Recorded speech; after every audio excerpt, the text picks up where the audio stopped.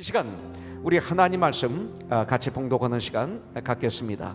에레미야서 51장 1절부터 10절 어제 큐티 중에 말씀입니다. 우리 같이 봉독하죠. 여호와께서 이와 같이 말씀하시되 보라, 내가 멸망시키는 자의 심령을 부추겨 바벨론을 치고 또 나를 대적하는 자 중에 있는 자를 치되 내가 타국인을 바벨론에 보내어 키질하여 그의 땅을 비게 하리니 재난의 날에 그를 에워싸고 치리로다. 활을 당기는 자를 향하며 갑옷을 입고 일어선 자를 향하여 쏘는 자는 그의 활을 당길 것이라. 그의 장정들을 불쌍히 여기지 말며 그의 군대를 전멸시켜라. 무리가 갈대아 사람의 땅에서 죽임을 당하여 엎드러질 것이요 관통상을 당한 자가 거리에 있으리라. 이스라엘과 유다가 이스라엘의 거룩하신 이를 거역함으로 죄과가 땅에 가득하나 그의 하나님 만군의 여호와에게 버림받은 호라비는 아니니라. 바벨론 가운데서 도망하여 나와서 각기 생명을 구원하고 그의 죄악으로 말미암아 끊어짐을 보지 말지어다. 이는 여호와의 보복의 때니 그에게 보복하시리라. 바벨론은 여호와의 손에 잡혀 있어 온 세계가 취하게 하는 금잔이라. 뭇 민족이 그 포도주를 마심으로 미쳤도다. 바벨론이 갑자기 넘어져 파멸되니 이로 말미암아 울라. 그 상처를 위하여 유양을 구하라. 혹 나으리로다. 우리가 바벨론을 치료하려 하여도 낫지 아니한즉 버리고 각기 고향으로 돌아가자. 그 화가 하늘에 미쳤고 궁창에 달하였음이로다. 여호와께서 우리 공의를 드러내셨으니 오라 시온에서 우리 하나님 여호와의 일을 선포하자. 아멘. 우리 주님을 찬양할까요? 예수는 나의 주, 죽음에서 다시 살아나신 주. 무릎을 꿇고 입을 다모아 예수는 나의 구세주. 예수는 나의 주, 죽음에서 다시 살아나신 주. 무릎을 꿇고 입을 다 모아 예수는 나의 구세주. 아멘. 멜로디는 고백, 우리의 호흡이 있는 한 이 고백이 끊어지지 않는다면 우리 주의 성령님은 우리를 붙잡아 주시고 이 한 주도 인도해 주시고 보호해 주시고 넉넉히 이 코로나 바이러스 팬데믹을 통해서 오는 여러 가지 고난과 환난과 어려움과 두려움과 그리고 이 재난을 이길 수 있도록 도와주실 줄 분명히 믿습니다. 무엇보다도 내 마음을 지켜주시리라고 믿습니다. 환경을 열어주실 거예요. 안 될 때가 바로 주님이 역사하실 때예요. 여러분들, 태양이 뜨기 직전이 가장 캄캄하다고 그럽니다. 밤이 절규하는 거죠. 나는 이 밤이 좋아, 절규하는 거예요. 그러면서 태양은 뜹니다. 어둠은 물러갑니다. 저와 여러분들에게 하나님이 강하게 역사하시기 바로 전이 우리에겐 가장 힘든 시간일지 모릅니다. 바로 이 큐티를 통해서 우리는 지난 한 주도 승리할 수 있었어요. 이제 에레미야서로 10월을 마무리합니다. 그리고 11월 1일부터는 데살로니가전서를 묵상하게 됩니다. 데살로니가전서는 1, 2, 3, 4, 5장으로 되어 있습니다. 최소한 11월 1일이 되기 전에 한 5번 정도 미리 읽었으면 좋겠습니다. 그 다음 전서가 끝나면 데살로니가 후서가 되고 그 다음에 다니엘서로 들어가게 됩니다. 이것이 바로 11월 달 우리가 먹어야 될 영적인 음식이죠. 그래서 이 11월 축복의 달 승리의 삶이 되기를 원하시면 여러분들 데살로니가전서, 데살로니가 후서, 그리고 다니엘서 이것을 우리가 묵상하면서 준비하는 음식을 준비하는 우리가 음식을 만들기 위해서는 마트에 가서 재료를 사오잖아요. 이 준비하잖아요. 이런 준비하는 우리가 되어서 11월 달도 승리하는 우리. 바로 오늘은 어제 큐티 말씀을 가지고 주님의 음성을 듣고 주님의 말씀을 받는 시간을 가져야 됩니다. 특별히 오늘 말씀을 통해서 알아야 할 것이 있습니다. 우리들이 알아야 할 것. 5절에 보면 이스라엘과 유다가 이스라엘의 거룩하신 이를 거역함으로 죄가 땅에 가득하나 그의 하나님 만군의 여호와에게 버림받은 호라비는 아니니라. 아주 이 죄가가 땅에 가득한데 뭐라고 말씀하시냐면 그의 하나님 만군의 여호와에게 버림받은 호라비는 아니니라. 이렇게 말씀하고 있어요. 이 말은 뭐예요? 무엇을 우리가 알아야 돼요? 구원받은 하나님의 자녀를 우리 하나님은 절대 버리지 아니하신다. 이것을 우리가 알아야 돼요. 여러분들, 인간들은 서로들 버림을 받습니다. 사람들에게 버림을 받고 배반하고 또 배반당하고 하는 일이 너무나 많습니다. 그리고 또 잊어버리죠. 그러나 하나님은 절대로 우리를 버리지 아니하신다고 오늘 말씀을 통해서 우리에게 가르쳐주고 있어요. 여러분들, 야곱을 보십시오. 야곱은 특별히 아들 12명을 낳았죠. 그런데 이 야곱이 특별히 11번째 아들 이 요셉을 특별히 사랑합니다. 그러니까 그 형들이 동생 요셉을 시기하고 질투하고 아주 미워하였습니다. 멀리 도단에 가서 양떼를 치고 있을 때 이 요셉은 아버지 야곱의 명령으로 어린 요셉이 땀을 흘리며 정말 이리저리 그 형들을 찾아다닙니다. 그러면서 이 떡을 가지고 찾아갔지만 형들을 만나니 형들은 반가워하지 않습니다. 미움뿐이었습니다. 그래서 이 요셉을 구덩이에 던져 넣었다가 나중에 미디안 상인들에게 요셉을 팔아버리고, 그리고 요셉의 채색 옷을 벗겨 양의 피를 발라서 아버지에게 가지고 갑니다. 아주 교활하죠. 거짓, 속임, 이런 것들이 가져겠습니다. 시기 질투는 이런 걸 만들어냅니다. 시기 질투하면 이렇게 됩니다. 참 나쁜 거죠. 안 좋은 거죠. 그 당시 요셉의 나이는 17살이었습니다. 진우가 몇 살이에요 지금? How old are you? 17. 와, 요셉이야. 요셉이 바로 17살이었어요. 아마 상상이 되죠? 지금 우리 진우 형제를 보니까 상상이 될 거예요. 고마워, 그거 들고 있어서. 십자가 오늘. 아마 형님들에게 울면서 사정했을 것입니다. 그런데도 그들은 동생을 노예로 팔아버렸던 것이죠. 가장 아껴 주어야 될 형님들, 가장 사랑해 주어야 될 형제들의 그 시기 질투가 여러분들 노예로 팔아버리는 지경까지 온 것입니다. 버림을 당한 것입니다.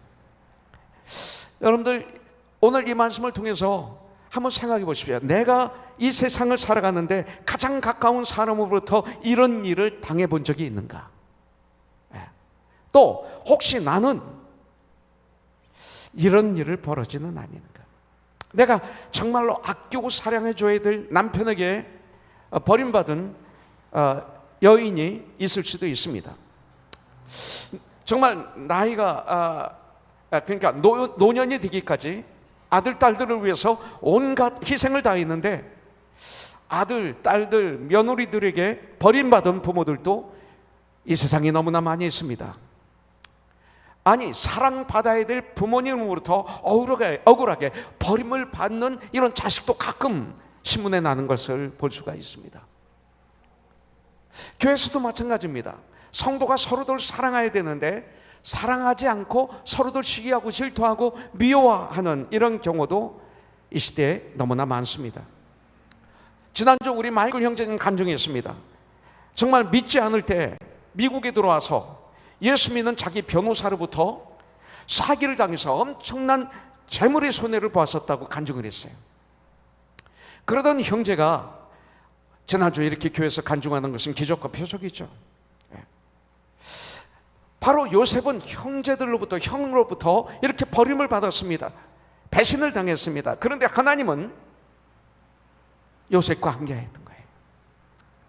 온갖 고난 속에서 오히려 요셉을 훈련시키셔서 트레이닝 시키셔서 나중에는 하나님의 시간이 되니까 오히려 애굽의 이인자로 쓰임받게 하시고, 마지막에는 그렇게 시기하고 질투하고 미워하고 중화하던 형들이 와서 이 요셉 앞에 진심으로 회개하고, 아까 시언자매가 한 찬양 그대로 오히려 요셉의 보함을 받게 되는 것을 우리가 볼 수가 있습니다.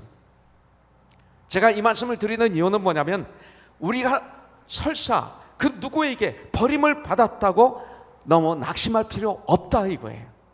하나님 말씀을 보면 바로 그때 하나님은 요셉에게 더 함께 하시고 가까이 하셨던 것처럼, 바로 그때 하나님은 더 가까이 계시고, 사람들은 때때로 나를 떠나도 하나님은 절대 나를 떠나지 않으시고 나를 인도하시고 나를 보호해 주시는 하나님인 줄 우리는 오늘 알고 믿어야 될 줄 믿습니다. 심지어 우리 믿는 사람들은 믿음이 연약하고 육신이 연약해서 때때로 죄를 지을 수 있습니다, 이 땅에서. 그러나 그 죄를 지었다고 해도 하나님은 우리를 징계하실지언정 나를 버리지 아니하신다고 오늘 우리에게 말씀하고 있어요. 베드로를 보십시오. 예수님을 3번씩이나 부인한 이 베드로를 주님은 버리지 않으셨어요. 부활하신 후에 베드로에게 찾아오셨어요. 네가 비록 그랬을지라도, 네가 나를 3번 부인했을지라도 바로 지금 너는 나를 사랑하느냐? 3번 질문하십니다. 베드로는 내가 주님을 사랑합니다, 내가 주님을 사랑하는 줄 주님은 아십니다 그럽니다. 3번 질문했을 때, 하셨을 때 이 베드로는 자기가 3번 예수님을 부인했던 자기 모습이 적나라하게 다 드러났을 거예요. 너무나 고통스러웠을 거예요. 가슴을 찢는 회개가 있었을 거예요, 그 순간에. 그러면서 회개의 결론은 뭐예요? 내가 주님을 사랑합니다. 제가 연약해서 부인했지만 내가 주님을 사랑합니다. 바로 그런 베드로에게 주님은 내 양을 먹이라, 내 양을 치라 하시며 오히려 사명을 주셨습니다. 그때 예수님께서 죄를 범한 베드로를 그냥 놔두셨다면 베드로는 유다 같은 저주의 사람이 됐을 거예요. 주님께서 저와 여러분들을 그냥 놔두셨다면 우리는 유다와 같은 존재가 될 수밖에 없었던 거예요. 성경은 말씀하십니다. 믿는 사람이 혹시 믿음과 육신이 약하여 죄를 지었다 할지라도 하나님은 절대 당신의 자녀가 된 하나님의 사람들을 버리지 아니하신다. 이것이 바로 복음이에요. 여러분들, 내가 죄를 범했을지라도 5절에 나오는 것처럼 엄청난 죄를 범했을지라도 진정 회개하면 된다 가르쳐주고 있어요. 그러나 주님을 따르며 섬기는 일에서 돌이키지 않으면 된다. 이게 회개예요. 회개. 주님께 돌아오는 게 회개고, 돌아와서 다시 돌아가지 않는 게 회개입니다. 다윗이 바로 그런 회개를 했기 때문에 하나님 마음에 합한 자가 된 거예요. 사무엘상 12장 20절에 보면 사무엘이 백성에게 이르되 두려워하지 말라. 너희가 과연 이 모든 악을 행하였으나 여호와를 따르는 데에서 돌아서지 말고 오직 너희의 마음을 다하여 여호와를 섬기라. 이게 복음이에요. 절대 두려워하지 말라. 매 순간 주님께 돌아가자, 이 소리예요. 주님께 돌아가자, 회개하는 삶을 살자. 바로 이것이죠. 여러분들, 이스라엘과 유다, 이것은 유다는 남왕국, 이스라엘은 북왕국이에요. 이 남왕국, 북왕국을 합쳐서 이스라엘 12족속이라고 얘기하고 있습니다. 이스라엘 민족 모두가 하나님을 거역함으로 오늘 성경 말씀을 보면 죄가 땅에 가득했다고 그랬어요. 어디를 가든지 이스라엘 민족이 지은 죄로 가득했었다고 그랬어요. 그런데 오늘 말씀하시기를 하나님께 버림받은 것이 아니었다, 이렇게 가르쳐 주시는 거예요. 인간의 어떤 그 머리는 상상할 수 없는 문제예요. 이게 하나님의 은혜예요. 여러분들의 아들, 딸들이, 여러분들이 자녀들이 범죄했다고 해서, 그래서 감옥에 갇혔다고 해서 우리의 자녀를 버립니까? 아니에요. 더 아파하시죠. 감옥에서 끌어내기 위해서 정말 주 안에서 여러 가지 노력을 기울이죠. 우리 자녀들이 그 과정에서 회복되어서 건강한 사람들이 되기 위해서 부모들은 콧물을 흘리면서 아파하면서 주님께 부르짖으면서 이 자녀들을 위해서 애타는 심정으로 잠을 못 자면서 이 자녀들이 감옥에서 나올 뿐만 아니라 새로운 삶을 살도록 온 마음, 온 힘을 다해서 노력하겠죠. 이게 아버지 어머니예요. 예. 여러분들 마찬가지예요. 하나님은 우리를 사랑하시기 때문에 우리가 주님께 돌아와 참된 회개를 통해서 회복되시기를 원하시는 바로 우리들의 하나님 아버지이신 거예요. 바로 이것을 성경은 복음 굿뉴스라고 그래요. 그래서 저는 목사의 사명이 뭐예요?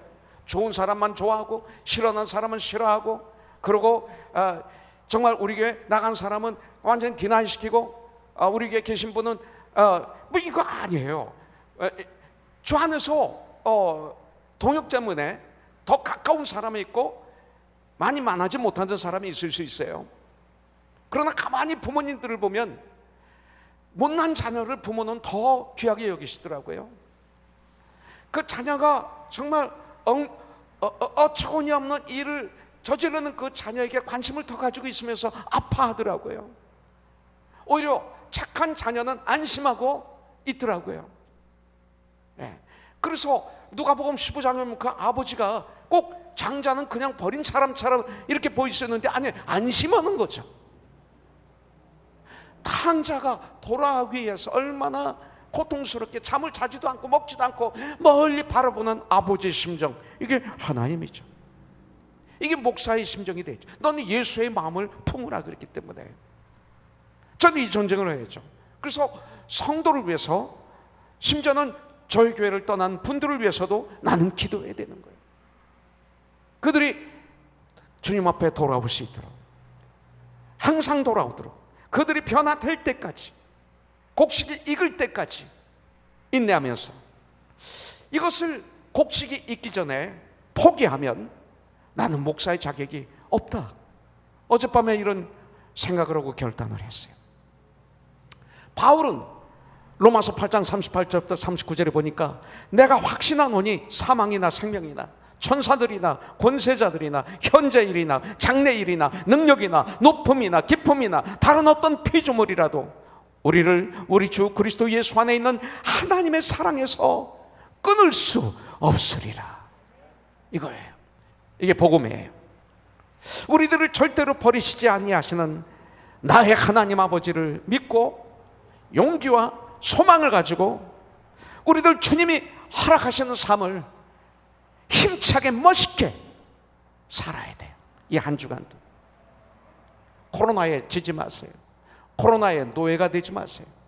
그래서 좌절하고 절망하고 두려워하고 쓰러져 있지 마세요.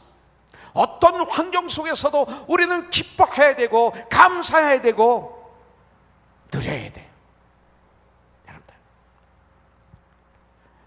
그리고 주의 이 복된 소식을 전해야 돼요. 왜? 내가 사랑한다면 전할 수밖에 없어요.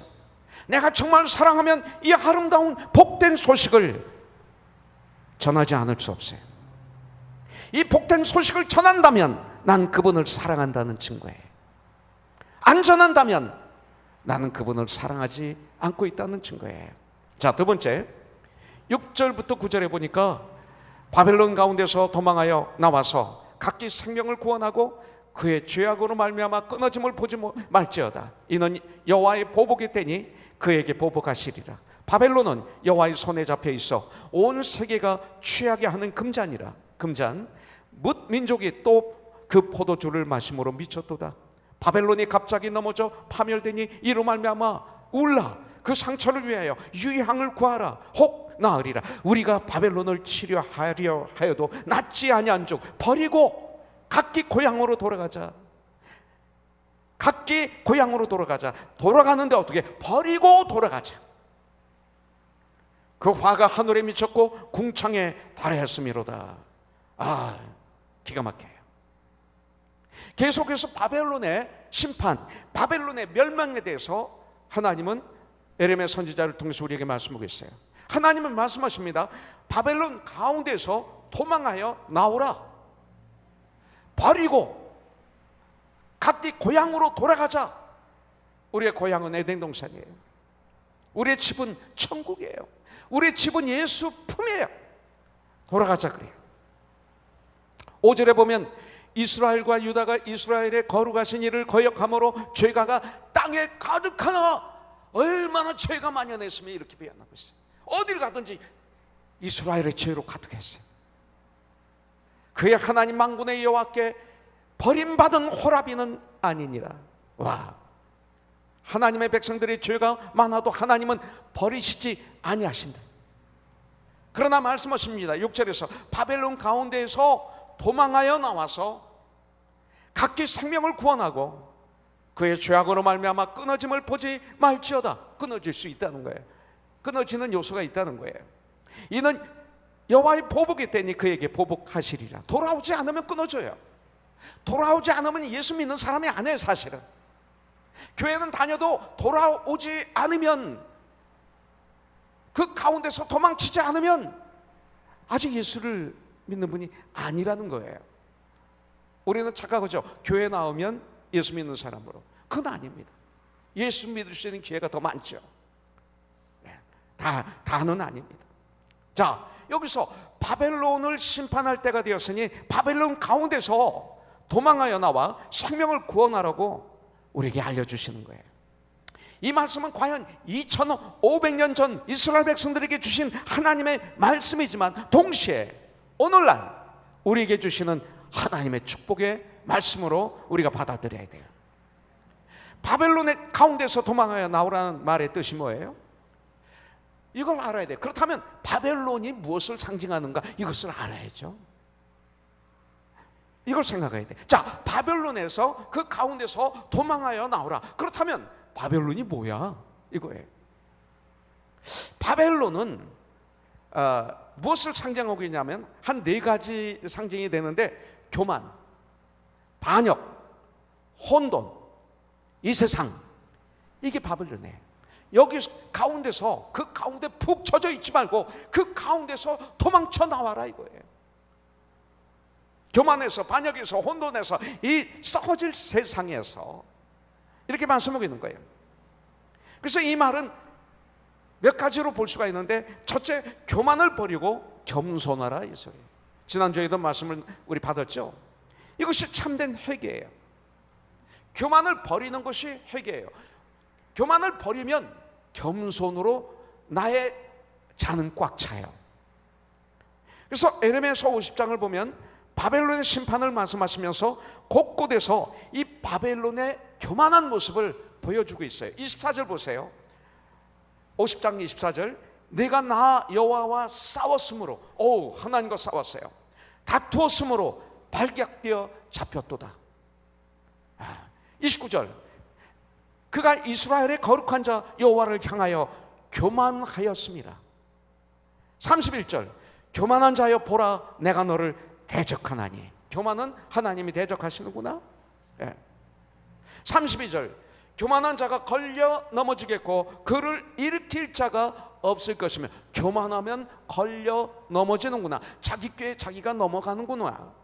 자기 계획에 이렇게. 36절. 칼이 자랑하는 자의 위에 떨어지리니. 교만은 자랑이 하고 같이 가죠. 그들이 어리석게 될 것이며. 교만한 자는 어리석게 되는구나. 여러분들, 교만하면 한마디로 말씀드려서 하나님의 심판을 받게 된다는 이런 말씀이에요. 여러분들, 겸손하면 겸손한 만큼 존귀하게 돼요. 이게 공식이에요. 성경의 공식. 교만하면 교만한 만큼 꼭 문제가 있었어요. 여러분들, 사람들이 철이 들고 성숙하게 되면 지난 과거를 생각하면서 가장 후회하는 것들이 있다고 그래요. 자, 잘 들어보세요. 무엇을 후회합니까? 교만을 부렸던 시간들을 후회한대. 그때 내가 왜 그랬을까? 그때 내가 왜 그랬을까? 이거 여러분들 없으면 안 돼요. 그때 내가 왜 그랬을까?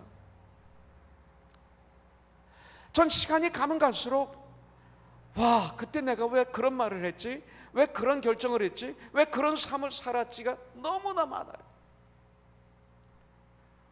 그래서 목사의 자격이 없는 것 같고, 말씀을 전하기가 두렵고 어떤 때는 제 자녀 아들들을, 제 아내를 교회에서 나의 동역자를 정말 못 볼 때가 있었어요. 과거를 돌이켜보면서 회개라는 주님이 주신 선물을 가지고 내가 철저히 회개하지 않았다면 난 이 자리에 설 수 없는 그런 사람이에요. 이게 은혜였어요. 보니까 이것이 보이고 느끼고 여러분들이 입으로 시인하면서 가슴을 치면서 후회로 끝나지 않고 회개까지 왔다면 축복이에요. 왜냐하면 누구나 다 그런 게 있어요. 그때 내가 왜 그랬을까? 이건 참 좋은 거예요. 그때 주님의 어루만져 주세요 하면서 그때를 생각하면 할수록 부끄러움을 느낀다는 거예요. 여러분들, 교만은 수치를 가져오지만 겸손은 분명 영광을 가져오게 될 거예요. 그래서 나를 겸손하게 만드는 길이 되는 거죠, 이것이. 자, 하나가 더 있어요. 자, 회개를 통해서 참된 회복이 이루어지면 이제는 부정적인 사람, 항상 반역하는 사람, 무조건 반대하는 사람, 이것이 아니라 충성스러운 주님의 종들이 돼요. 천사 가브리엘이 마리아에게 메시아 그 잉태 소식을 마리아에게 전해주었을 때 마리아가 뭐라고 얘기했습니까? 누가복음 1장 38절에 보니까 마리아가 이르되 주의 여종이오니 말씀대로 내게 이루어지이다. 이게 기가 막힌 말씀이에요. 여러분들 이 말씀을 묵상할 때 그냥 흘려보낼 수도 있었을 거예요. 그러나 이게 기가 막힌 말씀이에요. 우리도 하나님에 대해서 이런 마음, 이런 자세를 가져야 돼요. 인간의 머리로는 이해가 안 될 때가 있어요. 그러나 배구공보다도 작은 이 머리 가지고 학교에서 배운 지식, 여러 가지 인간이 쓴 책의 지식, 방송, TV, 인터넷 이런 것을 통해서 내 안에 쌓은 지식을 가지고 어떻게 하나님을 평가합니까? 주 안에 돌아보니까 그런 것들이 쓰레기였는데, 여러분들 때때로 고난이 옵니다. 주님을 섬김으로 인해서 오는 고난이 있어요. 요한복음 16장 33절에 보면 너희가 세상에서 환난을 당하나 주님은 말씀하고 있어요. 예수 믿는 우리에게 환난이 있어요. 담대하라, 내가 세상을 이겨노라. 이 환난은 내 힘으로 못 이겨, 나의 힘으로만 이길 수 있어. 내가 이 환난을 이겼기 때문에 너도 이길 수 있어. 말씀하는 거예요. 그래서 정말 주님을 섬기는 가운데 오는 고난을 얘기하는 거예요. 그때 또 돌에 맞아 죽기 직전에 있다 할지라도 하나님께서 말씀하시면 말씀대로 내게 이루어지리라고 고백하며 순종할 때, 여러분들 하나님은 그런 믿음의 모습을 통해 놀라운 은혜를 우리에게 부어주실 줄 분명히 믿습니다. 하나님의 은혜는 나를 부정하고 부인하고 하나님을 매 순간 인정하고 매 순간 하나님의 이름을 높이고 하나님의 뜻을 먼저 귀하게 여기는 사람들에게 진실한 하나님의 은혜는 임하십니다. 여러분들 이 시간 나 자신을 한번 돌아보십시오. 성령님의 도우심으로 나를 들여다보십시오. 나에게 언제 하나님의 은혜가 임하셨던가 한번 생각해 보십시오. 내가 교만했을 때 절대 은혜가 없었습니다. 아니, 그때 내 마음은 지옥이었죠. 외로움이었죠. 고독이었죠. 절망이었죠. 그러나 내가 아무 힘이 없고 능력도 없는 것을 알고 나를 낮추고 주님 앞에 납작 엎드리고 나를 부정하고 주님의 말씀을 인정하고 주님을 높일 때, 주님을 바라볼 때, 그때서야 은혜가 나에게 임했던 것을 우리는 기억하게 됩니다. 이런 사람이 돼야 돼요. 또 하나 더 있어요. 바벨론 통해서 더 이상 나 중심으로 살면 안 돼. 나야. 나 중심으로 살지 말고 하나님 중심으로 생각하며 살도록 결정해야 돼. 이게 바벨론을 떠나는 거예요. 이제 고향으로 돌아가야 돼요. 나의 집으로 돌아가야 돼요. 말씀으로 돌아가야 돼요. 주님 품으로 돌아가야 돼요. 나 중심의 삶을 살면 남들에게 잘 보이려고 하는 것이 습관화돼요. 이상하게 나 중심으로 살아보세요. 사람들의 칭찬에 얼마나 귀가 커지는지 몰라요. 희한하게 하나님 중심으로 살면 그런 거 보이지 않아요. 근데 나 중심으로 살면 그들이 나를 칭찬하지 않으면, 나에게 감사하지 않으면, 나를 인정하지 않으면 견딜 수가 없어. 참 희한해요. 그러다가 결국 이게 쌓이고 쌓이면 뭐가 되는 거예요? 위선자가 되는 거예요. 하나님은 당신의 백성들을 교훈하시려고 당시 최강의 나라인 바벨론을 심판의 도구로 사용하셔서 이스라엘을 침략해 하셨던 거예요. 그런데 여러분들, 어제 큐티 말씀을 가만히 들여다보면 바벨론이 착각한 게 하나 있어요. 바벨론은 하나님의 명령대로 이스라엘을 멸망시키기만 하면 됐어요. 그런데 성전을 파괴했어요. 이건 하나님의 명령이 아니었어요. 그리고 성전에서 사용하던 기구들을 모두 가져다가 창고에 쌓아놓고 왕국에서 잔치를 할 때 그 금잔을 술잔으로 사용했어요. 하나님을 너무나 모독한 거죠. 하나님은 그런 그들을 그냥 내버려 두지 않으셨어요. 그래서 메대 왕을 시켜 바벨론을 쳐서 멸망케 하신 거죠. 그것이 바로 어제 큐티에 쭉 나오는 거예요. 이스라엘 백성들을 포로 생활로 훈련시키는 일이 이제 끝났어요. 왜 끝났어요? 이스라엘 백성들은 그 포로 생활 중에 고난, 환난 중에 많은 걸 깨달았어요. 아, 우리가 너무나 잘못됐었구나 깨닫는 거예요. 아, 우리는 죄인 중에 괴수였구나 알게 된 거예요. 그래서 회개하게 되었던 거죠. 하나님께 돌아오게 되었던 것이죠. 하나님을 바로 쓰게 되었던 것이죠. 그래서 환난이 인내를, 인내가 연단이 소망을 낳느니라, 이렇게 말씀하고 있는 거예요. 믿음을 회복할 때까지 하나님은 참고 계시다가 인내하시다가 이스라엘 백성들이 믿음을 회복함으로 이제는 교만한 바벨론을 멸망시키신 거예요. 11절에 보면 저들이 교만해져서 성전까지 파괴했기 때문에 이렇게 말씀하고 있어요. 하나님께서 성전을 위하여 보복하셨다, 멸하기로 하셨다, 이렇게 우리에게 가르쳐 주시는 거예요. 답은 성경에서 찾아야죠. 여러분들, 믿음을 회복한 유대인들은 바로 이때가 바벨론에서 도망할 기회였어요. 그래서 집으로 돌아가자, 우리 집으로 돌아가자. 여기는 아니야, 시온으로 돌아가자, 예루살렘으로 돌아가자, 성전으로 돌아가자, 하나님께 돌아가자, 고향으로 돌아가자 외치는 거예요. 믿음을 잃어버릴 때 모든 것을 다 잃어버리게 되었죠. 이스라엘 백성들이 믿음을 회복하니 잃어버렸던 것들이 다 회복하게 되는 것을 볼 수가 있어요. 이 말씀을 통해서 저는 묵상합니다. 세상 것을 다 잃어버려도, 여러분들 이게 이상합니까? 아, 세상 거 잃어버리면 못 살죠. 죽음 앞에 다 없어져요. 세상 게 다 잃어버려요, 죽음 앞에. 그렇기 때문에 세상 것을 다 잃어버려도 믿음을 잃지 않으면 이런 것이 없는 거예요. 왜? 죽음 앞에 섰을 때 영생으로 들어가는 건 믿음으로 들어갔기 때문에. 그러나 세상에서 제일 좋다는 것을 다 가지고도 믿음을 잃어버렸다면 우리는 다 잃어버린 거예요. 믿는 자에게는, 하나님의 자녀들은 믿음이 전부예요. 믿으면 다 되겠네 찬양이 그래서 나온 거예요. 하나님은 믿음을 그렇게 귀하게 여기세요. 여러분들, 그래서 믿음이 회복됨으로 모든 것이 다 회복되는 거예요.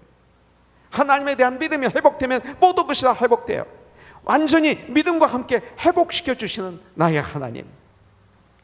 오늘 이 시간 우리는 결단해야 돼. 믿음을 절대 잃어버리지 말자. 잃어버렸다면 우리는 가장 먼저 믿음부터 회복시켜야 돼. 다른 거 하지 마세요. 사람들 관계가 깨져 있습니까? 아픕니까? 어렵습니까? 지옥으로 들어가지 마세요. 캄캄한 방으로 들어가지 마세요. 하나님과의 관계가 문제가 있는 거예요. 하나님에 대한 믿음을 회복하시면 나머지는 저절로 해결돼요. 먼저 그 나라와 그 의를 구하라. 그리하면 이 모든 것을 너에게 더하시리라. 그러면 하나님께서 다른 것들을 다 회복시켜 주세요. 그렇기 때문에 우리는 우리의 고향으로 들어가야 돼요. 우리의 주님의 품으로 돌아가야 돼요. 주님의 집으로 돌아가야 돼요. 주님께 돌아와야 돼요. 아니, 교회에 돌아와야 돼요. 이 코로나 바이러스 팬데믹을 통해서 교회를 지금 깨뜨리고 있어요. 마귀는. 속지 마세요. 어떤 전쟁을 하더라도 교회로 돌아와야 돼요. 교회는 그리스도의 몸입니다. 그리스도의 몸을 깨뜨리면 안 되잖아요. 여러분들 세상을 말씀 위에 놓지 마세요. 그리스도의 몸을 깨뜨리지 않도록 해야 돼요. 에레미야 선지자도 이것을 강조하고 있어요. 여러분들 주변에서 시험을 당하고 상처를 받을 때 어디에서 위로를 받아요? 우리가? 여러분들은 어디에서 위로 받습니까? 말씀을 통해서 위로 받죠. 물론 매일 밤마다 우리 가정으로 돌아가서 편히 쉬죠. 그렇게 편히 쉬는 것처럼 매주일 우리들이 교회에서 영혼의 안식을 누려야 되는 거예요. 이 예배를 올려드림으로 말미암아. 이거 쉬면 안 돼요. 이건 호흡이에요. 예배는 믿는 자들에게는 호흡이에요. 이거 깨트리면 안 돼요. 좀 강하게 얘기하자면 예배드리다 죽는 게 나아요. 예배 안 드리고 세상의 말에 100% 순종해서 빌벌거리며 살다가 처참하게 죽는 것보다 예배드리다 죽는 게 나아요. 천국 가면 예배드리는 게 영원이에요. 이 땅에서 천국 연습하는 거예요. 올바로 예배드릴 때 우리는 안식을 누려요. 그래서 안식일이라고 그러는 거예요. 주일을. 이 시대에 안식일이 다 깨졌어요. 교회는 이 모든 것을 해결하는 인생의 쉼터예요. 쉼터. 그러므로 이제는 교회로 돌아가는 운동, 교회를 통해서 사는 운동, 교회를 중심으로 생활하는 운동을 엑서사이즈를 해야 돼요.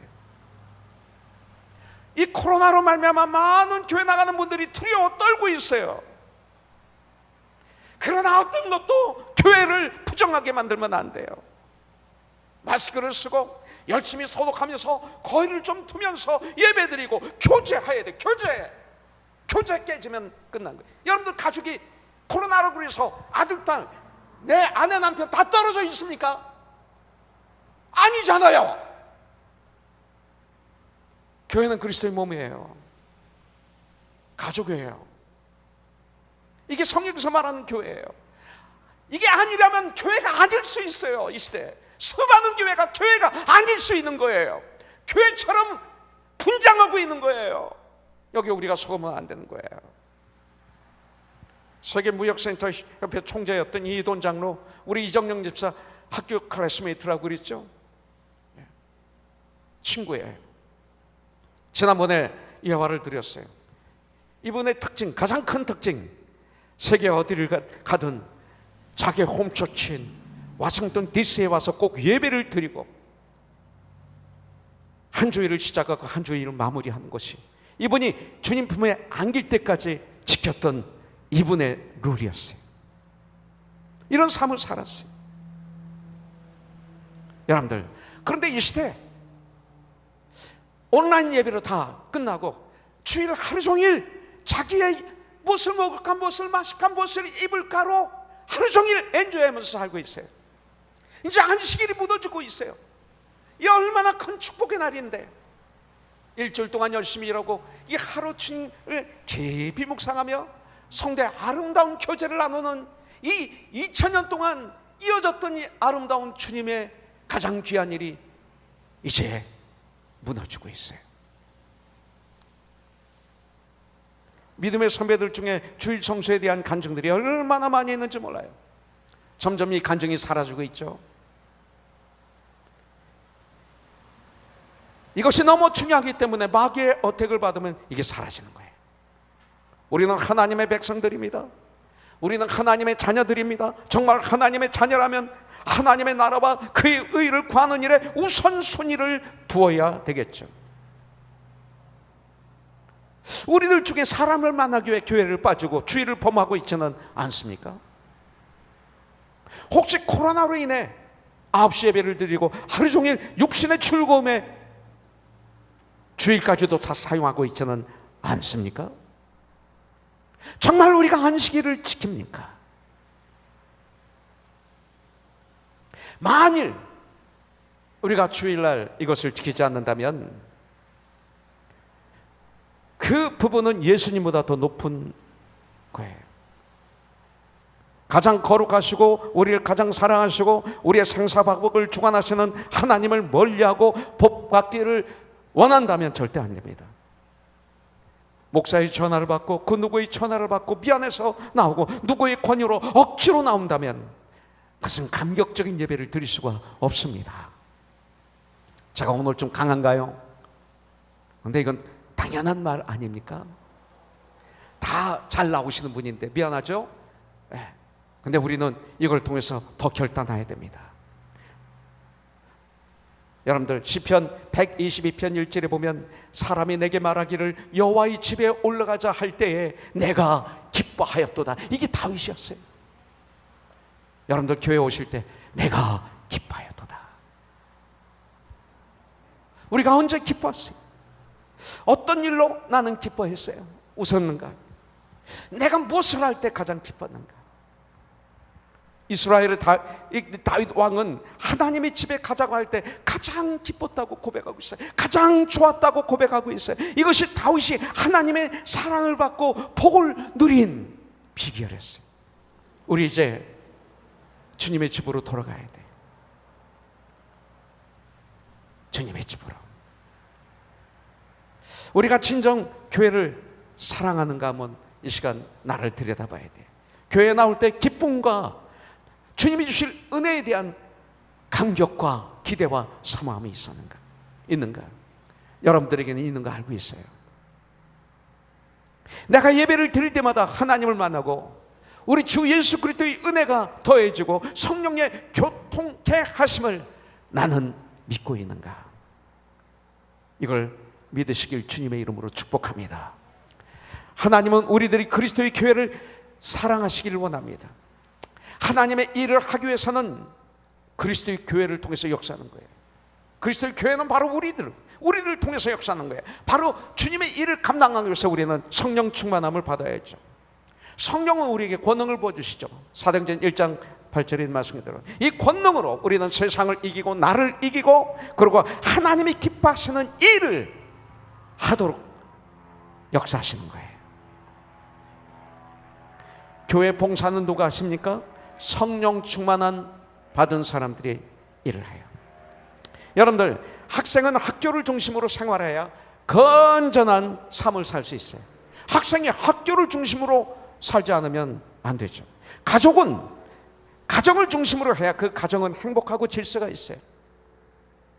어떤 분들은 나는 주님 일 때문에 가정을 희생했다. 저는 어렸을 때 이 말을 너무 많이 들었는데 이게 맞는 줄 알았는데 성경을 묵상하면 묵상할수록 가정이 교회가 될 때 교회가 진정 교회가 되고 가정이 교회가 될 때 세상의 빛과 소금의 역할을 감당하게 되더라고요.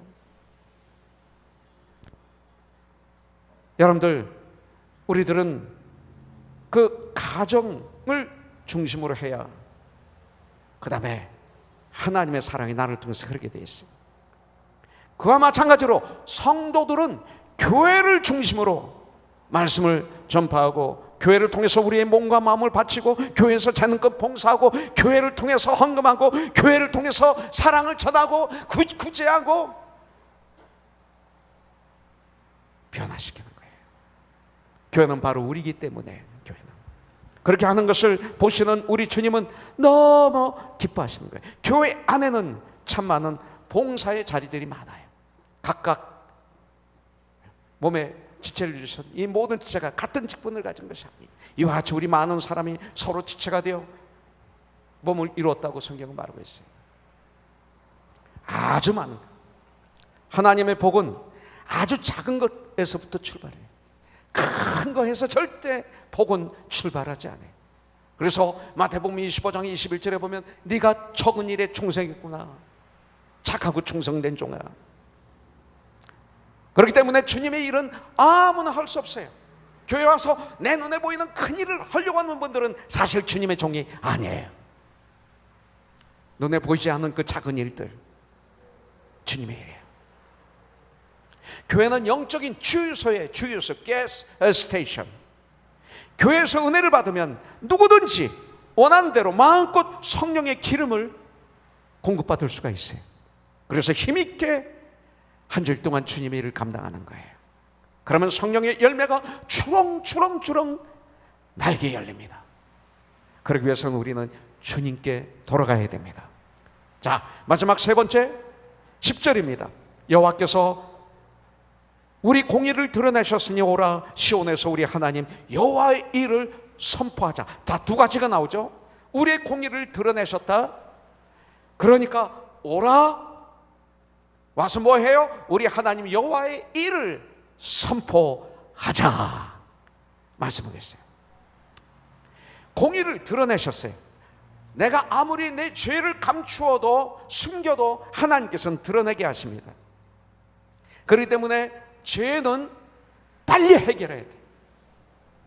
해결을 미루면 안 돼요. 침례도 미루면 안 돼요. 하나님은 다 알고 계십니다. 또한 억울하게 누명 쓴 일들, 우리가 누명 쓴 일들, 이것 때문에 잠도 못 자고 몸이 약하게 되고 병들신 분도 계실지 몰라요. 그러나 살아계신 하나님께서 하나님의 때가 되면 다 드러내셔서 우리의 무죄함을 드러내 주시는 거예요. 우리 공의를 드러내셨으니 우리가 의로운 일, 선한 일을 했는데 다른 사람들이 그 영광을 다 가로채어 가는 경우가 있어요. 이런 일이 참 많아요. 제가 미국에 있었더니 너란 노래, 바보처럼 살았군요, 또 겨울아, 이런 것들에 대한 돈을 제가 하나도 못 받았어요. 지금은 시효가 끝났더라고요.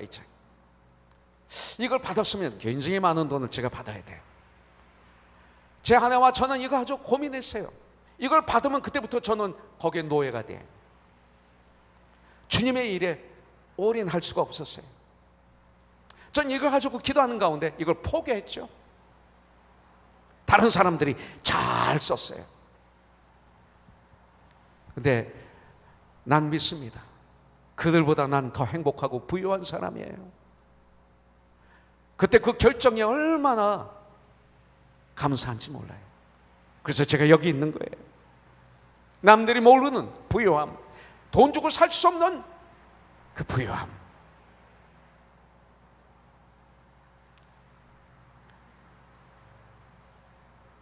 이것이 드러내 주시는 거예요. 우리가 의로운 일, 선한 일을 했는데 여러분들 좌절하고 절망하고 서운해하지 마세요. 하나님은 언젠가 다 드러내 주실 줄 믿습니다. 그래서 10절에 우리의 공의를 드러내셨다 이렇게 말씀하는 거예요. 그렇기 때문에 바벨론의 멸망 후 고향으로 돌아오는 이스라엘 백성들이 감격의 찬양을 드렸던 거예요. 일주일 동안 세상에서 전쟁하고 교회에 들어오실 때 우리는 감격의 찬양을 올려드릴 수 있는 거예요. 이것은 포로 생활 중에 철저히 회개하고 하나님의 용서하심을 받아 하나님께 의로운 존재로 인정함을 받았다는 고백의 환호성이죠. 시편에 이것이 나오는 거예요. 또한 바벨론의 죄를 다 드러내셨다는 거예요. 공의를 드러내셨다.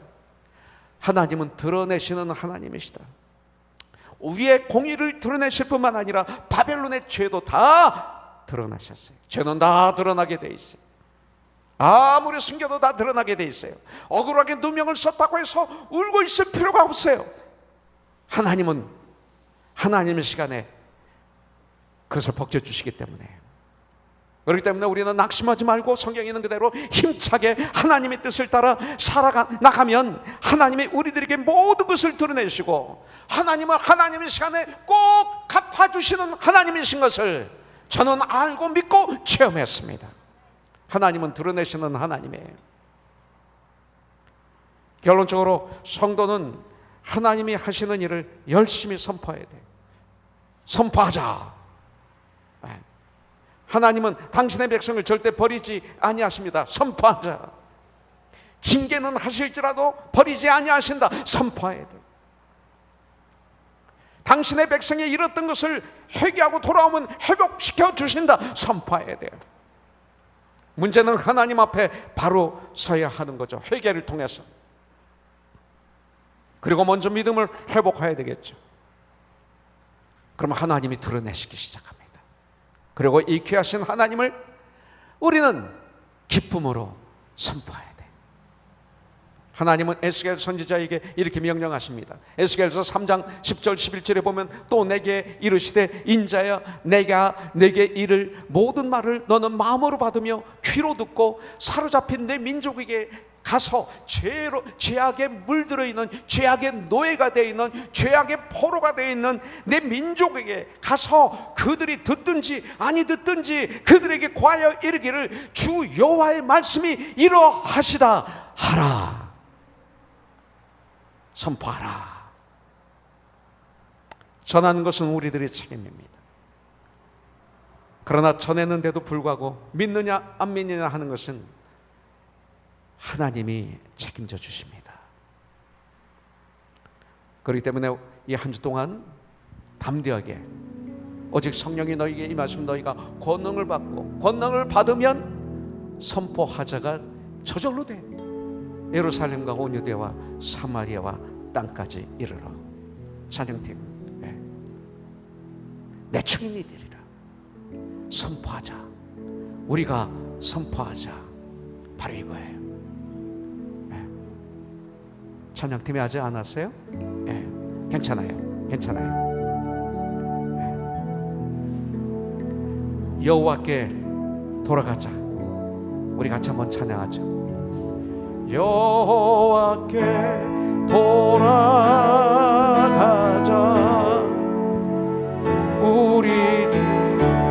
우리라서도 그는 변치 않네. 여호와께 돌아가자.